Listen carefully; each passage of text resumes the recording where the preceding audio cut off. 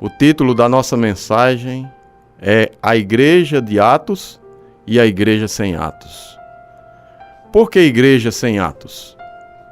A igreja de Atos era uma igreja que visivelmente praticava atos de justiça.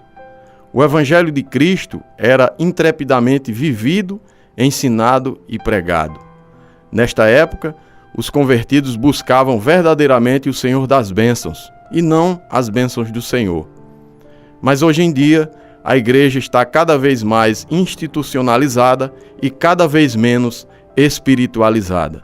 Seu enfraquecimento é notório.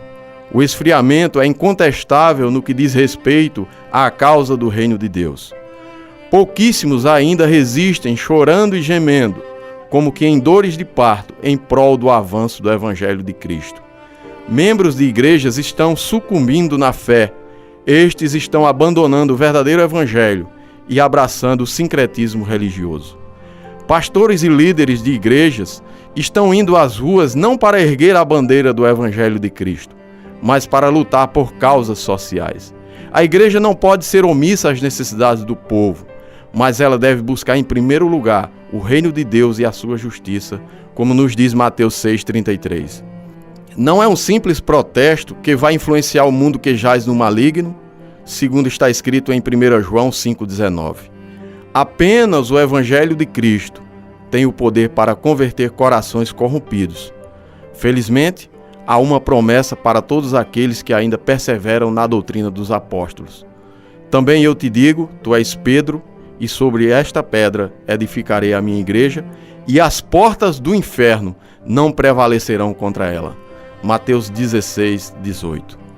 Porque ninguém pode lançar outro fundamento, além do que já foi posto, o qual é Jesus Cristo. 1 Coríntios 13,11.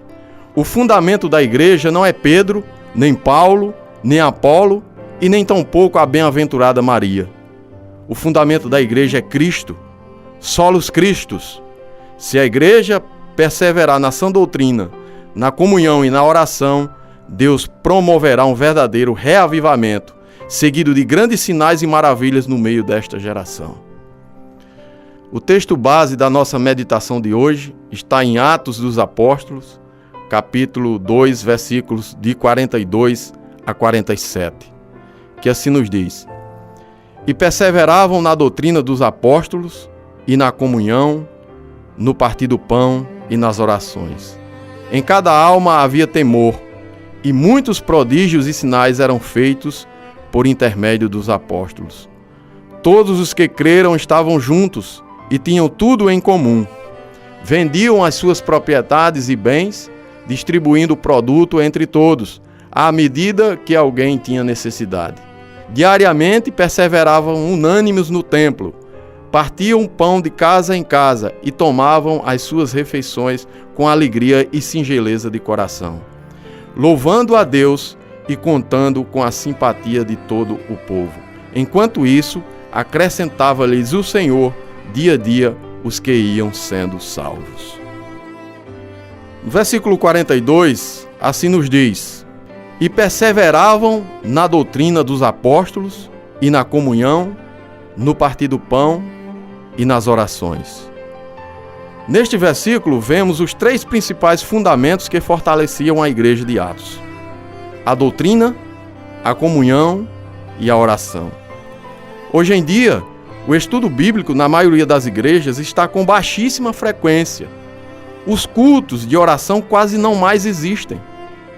E ainda tem os eventos que se realizam na igreja, como café da manhã, chá das mulheres, que são errônea e grosseiramente confundidos com comunhão. Versículo 43 nos diz: Em cada alma havia temor, e muitos prodígios e sinais eram feitos por intermédio dos apóstolos. Segundo o entendimento da grande maioria dos teólogos, a alma representa a razão. A razão de existir da igreja de Atos era simplesmente a de honrar a Deus através do serviço cristão. Muitas maravilhas aconteciam pelo fato da igreja de Atos estar sintonizada 24 horas no propósito de Deus, que sempre foi e é a expansão do seu reino aqui na terra.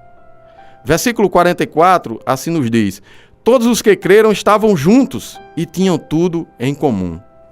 Muitos se sentam lado a lado na igreja, mas não têm nada em comum. Alguns não olham sequer para o lado, para não terem que se esforçar para dar um sorriso forçado. É possível, sim, estarmos juntos e mesmo assim não termos nada em comum. Muitos dos chamados para fora estão cada vez mais ensimesmados, avarentos e cheios de toda sorte de idolatria. Estes não estão juntos para a batalha dos filhos da luz em prol da libertação dos filhos das trevas. De influenciadora, a igreja passou a influenciada. Versículo 45 nos diz: vendiam as suas propriedades e bens, distribuindo o produto entre todos à medida que alguém tinha necessidade. Certa vez, Guilherme Miller apregoou que seus seguidores deveriam vender tudo o que tinham, porque Jesus estaria prestes a voltar. Todos os seus seguidores fizeram de acordo com o que ensinara Miller. O fato é que, para a decepção de muitos, Jesus não voltou. Hoje em dia, se qualquer líder de igreja ensinar que se deve abrir mão de algum valioso bem material, ele será taxado de louco. O materialismo circula livremente no meio das igrejas. Faz-se exatamente o contrário do que fazia a igreja de Atos. Às vezes, se fecha os olhos para as necessidades dos necessitados, mas se arregalam os olhos para a aquisição de bens de consumo. Abre-se mão do próximo para abraçar os bens, quando na verdade se deveria abrir mão dos bens em favor do próximo. Versículo 46, assim nos diz: diariamente perseveravam unânimes no templo, partiam o pão de casa em casa e tomavam as suas refeições com alegria e singeleza de coração. Os cristãos daquela época tinham também em comum uma vontade fervorosa de estarem na casa do Senhor. Hoje em dia acontece o contrário. Há sempre um pretexto para não ir à casa do Senhor. Pode ser a falta de um vestido ou de um sapato novo, pode ser o jogo do time do coração. O pão era a comida tradicional daquela época. Não era uma suculenta lasanha ou uma pizza 4 queijos. Era o pão nosso de cada dia mesmo. Na verdade, para aqueles cristãos, repartir o pão era o mais saboroso pretexto para eles estarem juntos em alegre e singela comunhão. Versículo 47, assim nos diz: louvando a Deus e contando com a simpatia de todo o povo, enquanto isso, acrescentava-lhes o Senhor dia a dia os que iam sendo salvos. Eles não cantavam muitos hinos. Não existiam cantores renomados naquela época. O louvor daqueles cristãos não era um estilo de música, mas um estilo de vida.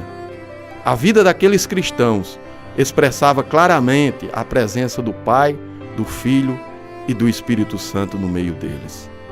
O amor que eles cultivavam entre si não era fingido, era fraternal e ao mesmo tempo divinal. O amor ágape era quase palpável no meio deles e por isso o povo via Deus neles. Através do amor prático daqueles cristãos, o Espírito Santo do Senhor alcançava muitas almas perdidas. Quero concluir dizendo que Cristo não quer que apenas sirvamos a uma igreja. Ele quer que eu e você sejamos uma igreja que serve. Uma alma perdida que foi encontrada é uma alma remida e santificada. Todos aqueles que por Cristo foram remidos são luzeiros nas trevas para os perdidos. Que tipo de igreja é você? A igreja de Atos ou a igreja sem Atos? Que o Senhor nos ajude a sermos uma igreja que ama incondicionalmente o seu propósito. Amém.